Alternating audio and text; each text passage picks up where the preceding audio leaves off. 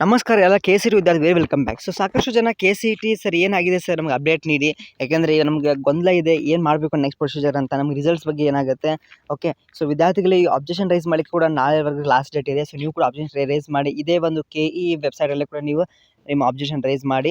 ಅದ್ರ ಜೊತೆಗೆ ವಿದ್ಯಾರ್ಥಿಗಳಿಗೆ ಏನಪ್ಪ ಅಂದರೆ ಒಂದು ಭರವಸೆ ಅಂತ ಕೊಟ್ಟಿದ್ದಾರೆ ಸುಧಾಕರ್ ಅವರು. ಏನಂದರೆ ಒಂದು ಎಲ್ಲರೂ ಕೂಡ ವಿದ್ಯಾರ್ಥಿಗಳಿಗೆ ನ್ಯಾಯವಾದ ಎಲ್ಲ ಕೂಡ ವೆರಿಫಿಕೇಶನ್ ಮಾಡಿ, ಎಲ್ಲ ಕೂಡ ಅನಲೈಸ್ ಮಾಡಿ, ಏನು ತಪ್ಪಾಗಿದೆ, ಎಲ್ಲಿ ಏನು ತೊಂದರೆ ಆಗಿದೆ ಅದನ್ನು ನೋಡ್ಕೊಂಡ್ಬಿಟ್ಟು ಪರಿಶೀಲನೆ ಮಾಡಿ ಫೈನಲ್ ಡಿಸಿಷನ್ ಕೊಡ್ತೇನೆ ಅಂತ ಕೂಡ ಭರವಸೆನ ನೀಡಿದ್ದಾರೆ. ಓಕೆ, ಇದು ಎಷ್ಟರವರೆಗೆ ನಿಮಗೆ ರಿಸಲ್ಟ್ ಔಟ್ ಆಗ್ಬೋದಪ್ಪ ಅಂದರೆ ಇವತ್ತು ಗೊತ್ತಿದೆ ನಿಮಗೆ ಎಲೆಕ್ಷನ್ ಚಾಲು ಕೂಡ ಆಗಿದೆ. ಏಪ್ರಿಲ್ 26 ಶುಕ್ರವಾರ. ನಿಮಗೆ ನಾಳೆ ನಾಡ್ವರೆಗೂ ಕೂಡ ಅವರು ಸ್ವಲ್ಪ ಅಂದರೆ ಅಬ್ಜೆಕ್ಷನ್ ಎಲ್ಲ ಬರ್ತದೆ. ಮಂಡೇ ಅವರು ಒಂದು ಎಕ್ಸ್ಪರ್ಟ್ ಕಮಿಟಿ ಫಾರ್ಮ್ ಆಗುತ್ತೆ, ಅಲ್ಲಿ ಡಿಸಿಷನ್ ಮಾಡ್ಕೋತಾರೆ. ಬೈ ಟ್ಯೂಸ್ಡೇ ನಿಮಗೆ ರಿಸಲ್ಟ್ ಗೊತ್ತಾಗುತ್ತೆ ಏನು ಮಾಡಿದ್ದಾರೆ, ಯಾವ ಕ್ಯಾಟಗರಿ ಮೇಲೆ. ಯಾಕಂದರೆ ಭಾಳ ಜನ ವಿದ್ಯಾರ್ಥಿಗಳು ಎಕ್ಸಾಮ್ ಅಂತಲೇ ಕೊಟ್ಟಿದ್ದಾರೆ.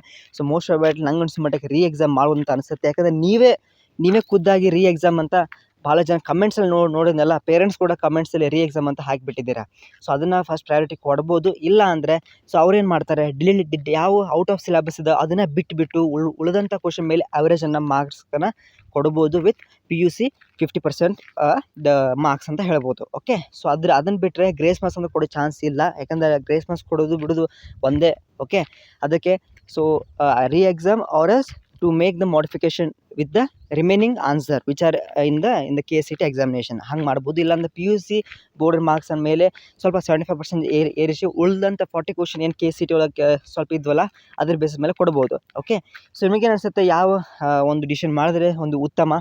ಓಕೆ, ನೀವು ಯಾವ ಅಬ್ಜೆಕ್ಷನ್ ರೇಸ್ ಮಾಡಿದ್ದೀರಾ KA ಪೋರ್ಟಲಲ್ಲಿ ಅದನ್ನು ಕೂಡ ನನಗೆ ತಿಳಿಸಿ. ಪೇರೆಂಟ್ಸ್ ಮತ್ತು ಟೀಚರ್ಸ್ ಮತ್ತು ಎಲ್ಲ PUC ವಿದ್ಯಾರ್ಥಿಗಳಿಗೆ ಇದು ಒಂದು ಹಾಕಿ ನನ್ನ ಕಮೆಂಟಲ್ಲಿ ನಿಮ್ಮ ಅಭಿಪ್ರಾಯಗಳನ್ನು. ಸೂನ್ ನಿಮಗೆ ರಿಸಲ್ಟ್ ಕೂಡ ಬರುತ್ತೆ. ಡೋಂಟ್ ವರಿ, ಒಂದು ರಿಸಲ್ಟ್ ಬಂದೇ ಬರುತ್ತೆ. ಇದರ ನಂತರ ನಿಮಗೆಲ್ಲ ಕೂಡ ಕೌನ್ಸಿಲಿಂಗ್ ಪ್ರಕ್ರಿಯೆ ಚಾಲೂ ಆಗುತ್ತೆ. ಓಕೆ, ಆರಾಮಾಗಿರಿ.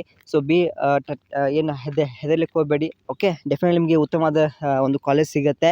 ಯಾರು ಕೂಡ ಬೇರೆ ಕಾಲೇಜ್ ಇವಾಗಲೇ ಅಡ್ಮಿಷನ್ ಮಾಡ್ಕೊಳ್ಳಿಕ್ಕೆ ಹೋಗ್ಬಿಟ್ಟು, ನಂಗೆ ಗೊತ್ತಿದೆ PUC ಬಂತಲ್ವಾ, ಅಲ್ಲಿಗೆ ಆಜು ಬಾಜು ಕಾಲೇಜಲ್ಲಿ ಇಂಜಿನಿಯರಿಂಗ್ ಕಾಲೇಜು ಅಥವಾ BSc BC ಅಡ್ಮಿಷನ್ ಮಾಡ್ಕೊಂಡ್ಬಿಡ್ತೀರಾ. ಹಂಗೆ ಮಾಡ್ಲಿಕ್ಕೆ ಹೋಗಬೇಡಿ. ಕೆ.ಸಿ.ಟಿ ಬರೆದಿರ್ತಾರೆ, 100% ನಿಮಗೆ ಸೀಟ್ ಸಿಗುತ್ತೆ. ಅದು ನೀವು ಪ್ರಾಪರ್ ಕೌನ್ಸಿಲಿಂಗ್ ಗೈಡೆನ್ಸ್ ಸಿಕ್ಕರೆ ಮಾತ್ರ. ಅದೇ ನಮ್ಮ ಚಾನಲ್ ಸಿಗುತ್ತೆ. ಆಪ್ಷನ್ ಚೆನ್ನಾಗಿ ಮಾಡಬೇಕು. ಹಾಗಾಗಿ ಎನಿವೆ ನಾನು ನಿಮಗೆ ಅಪ್ಡೇಟ್ ಮಾಡ್ತಾ ಇರ್ತೇನೆ ಪ್ರತಿಯೊಂದು counselling updates.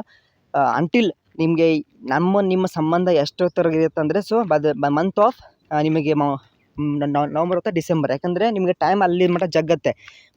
Last year mostly ಅಕ್ಟೋಬರ್ವರೆಗೂ ಮುಗೀತೋದು, 3rd ರೌಂಡ್ ಮಟ್ಟ. ಈ ವರ್ಷ ಕೂಡ ಹಂಗಾಗತ್ತೆ. ನಿಮ್ಗೇನು ಡಿಲೇ ಆಗೋಲ್ಲ. 6 ತಿಂಗಳು ಏನು ನಿಮ್ಮ ಕೌನ್ಸಿಲಿಂಗ್ ಹೋಗುತ್ತಲ್ಲ, ಒಂದು 6 ತಿಂಗಳಂದ್ರೆ ಒಂದು ಅರ್ಧ ವರ್ಷನ ಹೋತಲ್ರಿ ಅಂತ ಅನ್ಕೊಳ್ಳಿಕ್ಕೆ ಹೋಗಬೇಡಿ. This A counselling procedure. ಮತ್ತು KAಗೆ ಸಪ್ರೇಟ್ ಟೈಮಿಂಗ್ ಇದೆ, ನಿಮ್ಮ ಡಿಗ್ರಿಗೆ ಸಪ್ರೇಟ್ ಟೈಮಿಂಗ್ ಇದೆ. ನೀವು ಮತ್ತು ನಿಮ್ಮ ಬೇರೆ ಫ್ರೆಂಡ್ಸ್ ಇವಾಗಿನ ಅಡ್ಮಿಷನ್ ಮಾಡ್ಕೋತಾರೆ, ಇಬ್ಬರು ಕೂಡ ಸೇಮ್ ಟೈಮಿಂಗಲ್ಲೇ ನೀವು ನಿಮ್ಮ ಕೋರ್ಸನ್ನು 4 ವರ್ಷ ಅಥವಾ ಡಿಗ್ರಿಯನ್ನು ಮುಗಿಸ್ಕೊಳ್ತೀರಾ. ಓಕೆ, ಯಾರು ಕೂಡ ಭಯಪಡಿ. ಈ ಒಂದು 6 ತಿಂಗಳು ಹಾಗೆ ಮತ್ತು ಏನು ಮಾಡಲಿಕ್ಕೆ ಬರಲ್ಲ. ಅದು ಕೌನ್ಸಿಲಿಂಗ್ ಪ್ರೊಸೀಜರ್ ಹಾಗೆ ಆಗುತ್ತೆ. ಇದು ಗೌರ್ಮೆಂಟ್ ಹಾಗಾಗಿ. Okay, don't worry. ಲೈಕ್ ಮಾಡಿ, ನಿಮ್ಮ ಫ್ರೆಂಡ್ಸ್ಗೆ ಶೇರ್ ಮಾಡಿ. Thank you.